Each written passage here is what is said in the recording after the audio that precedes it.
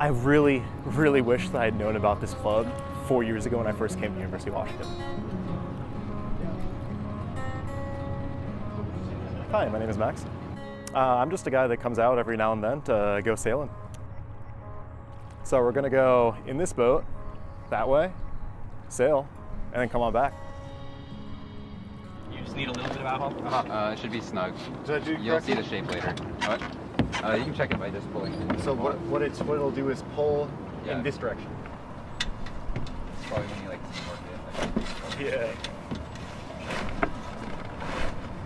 So I'm a skipper in both the single and double-handed. Single-handed means that it requires one person to use the boat. Double-handed means that two people, generally speaking, need to sail the boat.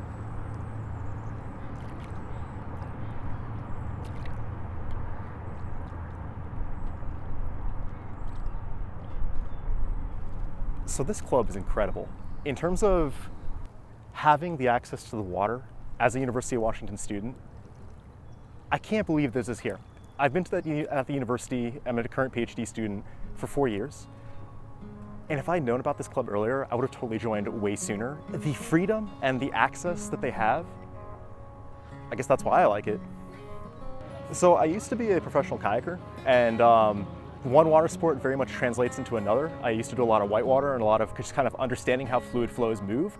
So while the transition's not necessarily linear, it was very easy to understand how the different flows, aka wind and water, affected the boat steering, and I found it quite comfortable to get into sailing.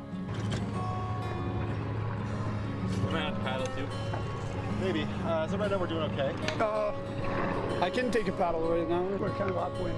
All right, well, we're good. Kind of like, We're gonna have to go downwind a little bit and reach out. That's what I'm trying to do. Alright, this is actually really good. Probably put these back in. I was 2 years old, and my dad used to be a National Geographic explorer doing kayaking work. He made an agreement with my mom that she would take me, or they would allow me to go kayaking at the age of 2. So my mom was like holding onto a little rope with me on the boat, like, you know, being my awkward 2-year-old self, and we were just on flat water, like paddling around with my dad, like watching like a hawk.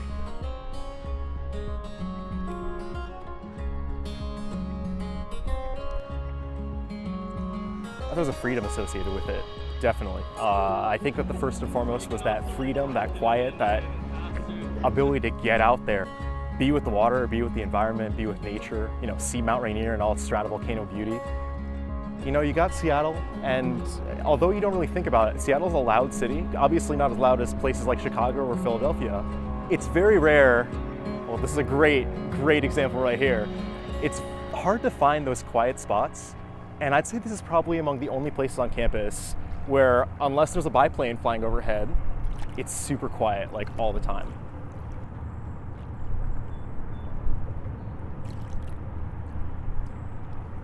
That openness feeling, the ability to go out and experience an environment that is really difficult to experience when you don't have the resources to do it. But the quiet, you know, just getting out there and sort of collecting your own thoughts and having that experience with nature.